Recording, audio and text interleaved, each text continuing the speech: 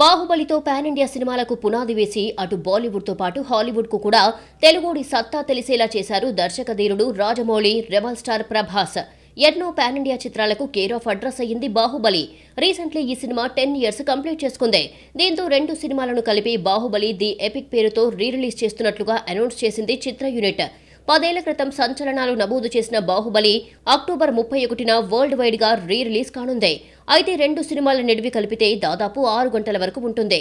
మరి ఒకే సినిమాగా ఎంత రన్ టైం అనేది ఇప్పుడు చర్చనీయాంశంగా మారింది. ఇప్పటికైతే 4 గంటల నిడివితో ఒక వర్షన్ రెడీ అయినట్టుగా తెలుస్తోంది. రెండో భాగాల్లోని కొన్ని అనవసరమైన సీన్స్ ను కట్ చేసి అప్పట్లో డిలీట్ చేసిన ఫుటేజ్ ను కూడా యాడ్ చేశారట. కానీ 4 గంటల నిడివి అంటే చాలా ఎక్కువ. అందుకే ఇంకా ట్రిమ్ చేయాలని భావిస్తున్నారట. అందుకోసం దర్శకధీరుడు రాజమౌళి రంగంలోకి దిగబోతున్నాడట. ఇప్పటి వరకు ఎడిట్ చేసిన వర్షన్ ను ఒకసారి చెక్ చేసి మార్పులు చేర్పులు చేసి ఫైనల్ రన్ టైం ను ఫిక్స్ చేయనున్నారట. మొత్తంగా ఈసారి కొత్త బాహుబలిని చూడబోతున్నామని చెప్పాలి. 6 గంటల సినిమాను ఒకే పార్ట్గా ట్రిమ్ చేసి కొత్త సీన్స్ యాడ్ చేస్తున్నారంటే రిలీజ్ తోనూ బాహుబలి ది ఎపిక్ సంచలనం సృష్టించడం గ్యారంటీ.